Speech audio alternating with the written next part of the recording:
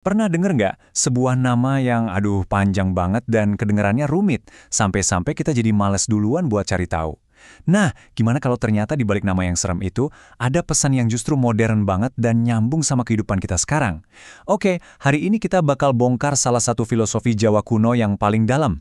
Sastra Jendra Hayuningrat Pangruwating Diyu. Yuk kita selami bareng-bareng. Oke, pertama-tama kita harus paham dulu nih. Ajaran yang akan kita bahas ini bukan pengetahuan biasa.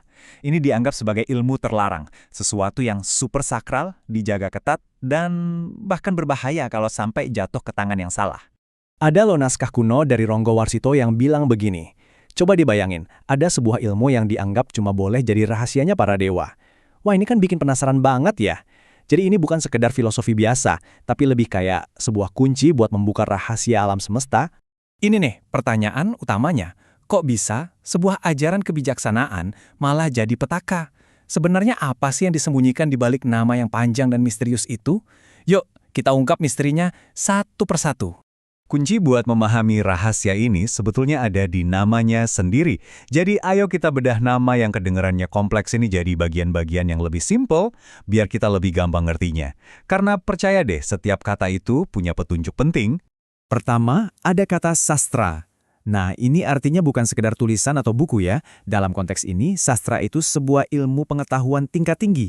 Anggap aja kayak sebuah alat atau sarana buat mencapai pemahaman yang luhur. Berikutnya, Jendra. Kata ini gabungan dari Janadi yang artinya manusia dan Indra, artinya penguasa atau raja. Jadi sastra Jendra ini bukan ilmu sembarangan, tapi ilmu yang ditujukan buat para pemimpin, buat mereka yang punya tanggung jawab besar. Terus, Hayuningrat. Ini dari kata hayu yang artinya indah atau selamat, dan ningrat, yaitu dunia. Nah, disinilah tujuan mulia dari ilmu ini kelihatan jelas banget. Tujuannya adalah untuk memperindah dan menyelamatkan dunia. Keren ya? Kata selanjutnya, ini kata kerja yang penting banget, pangruwating. Artinya itu proses meruat atau memurnikan. Kata ini seolah-olah ngasih sinyal, kalau ada sesuatu yang negatif, ada konflik yang perlu disembuhkan atau dinetralisir. Dan inilah musuhnya yang harus kita hadapi. Diyu. Kalau diartikan langsung, ya artinya raksasa atau monster. Tapi secara filosofis, Diyu ini adalah simbol dari semua sifat buruk kita. Amarah, serakah, malas, dan nafsu liar yang ada di dalam diri kita semua. Oke, sekarang ayo kita sambungin semuanya. Nama yang tadi kedengaran serem itu sekarang jadi punya arti yang jelas dan dalam banget. Ini adalah sebuah ilmu luhur buat menyelamatkan dunia. Caranya dengan menaklukkan monster-monster yang ada di dalam diri kita sendiri. Tapi, kenapa ilmu yang niatnya semulia ini kok dianggap berbahaya? Jawabannya ada di sebuah kisah tragis yang jadi inti dari ajaran ini. Sebuah peringatan tentang gimana pengetahuan bisa jadi bencana kalau disalahgunakan. Coba kita ikutin ceritanya. Awalnya semua dari niat baik Resi Wisrawa. Tapi pas ajaran sakral ini diajarkan secara tertutup, alam semesta malah bergetar. Para dewa jadi cemas, takut ilmu ini jatuh ke tangan yang belum siap, yang belum suci. Nah, disitulah masalahnya. Ada intervensi ilahi yang menggubah pelajaran spiritual jadi pertemuan yang didasari nafsu. Akibatnya fatal. Lahirlah anak-anak berwujud raksasa, yang justru jadi simbol dari nafsu yang gagal dikendalikan. Kisah ini bukan sekedar mitos loh. Kelahiran anak-anak Wisrawa ini ibarat sebuah peta psikologis. Mereka adalah simbol yang kuat banget dari 4 kekuatan dasar yang ada di dalam jiwa kita masing-masing. Nah, ini dia petanya. Coba kita lihat Rahwana. Itu tuh simbol dari amarah, keserakahan, dan ego kita yang kadang nggak ada batasnya. Terus ada Kumbakarna, si raksasa tukang tidur. Itu ya kemalasan kita, sikap cuek kita. Lanjut ada Sarpakenaka. Itu gambaran nafsu liar kita yang nggak terkendali. Tapi ada satu yang beda, Wibisana.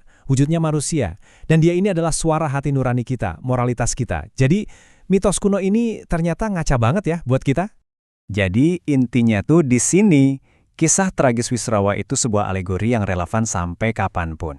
Kisah ini ngingetin kita kalau punya ilmu, punya kuasa, punya kekuatan apapun, kalau nggak diimbangin sama pengendalian diri dan kebijaksanaan, ya ujung-ujungnya cuma akan melahirkan monster, baik itu monster beneran atau monster dalam diri. Untungnya setelah nunjukin iblis-iblis di dalam diri kita, ajaran sastra Jendra ini nggak ninggalin kita gitu aja. Ajaran ini juga ngasih peta jalannya, sebuah cara buat menjinakkan raksasa-raksasa batin tadi. Tujuan akhirnya adalah mencapai kondisi yang disebut manunggaling kawula Gusti, artinya menyatunya hamba dengan Tuhannya. Ini adalah puncak spiritualitas Jawa, sebuah kondisi di mana ego kita lebur dan kita merasa menyatu dengan kesadaran ilahi. Terus gimana caranya? Sastra Jendra nawarin 3 langkah praktis. Pertama, eneng, yaitu menenangkan semua gejolak fisik dan gangguan duniawi.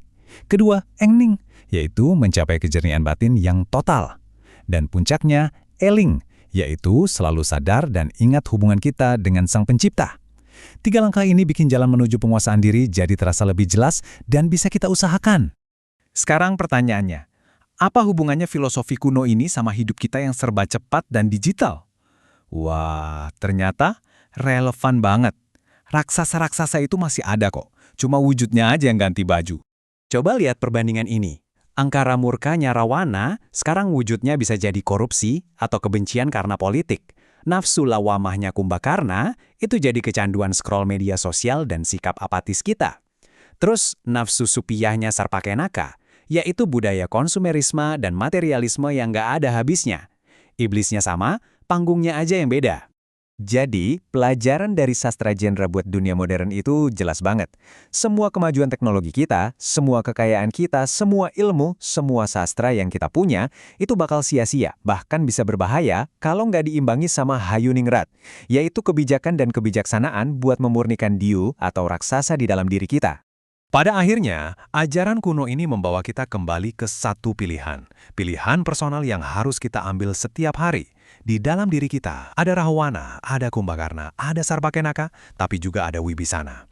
Pertanyaannya bukan apakah mereka ada atau tidak, tapi yang mana yang akan kita kasih makan hari ini. Yang mana yang akan kita perkuat lewat pikiran dan tindakan kita. Nah, pilihannya ada di tangan kita masing-masing.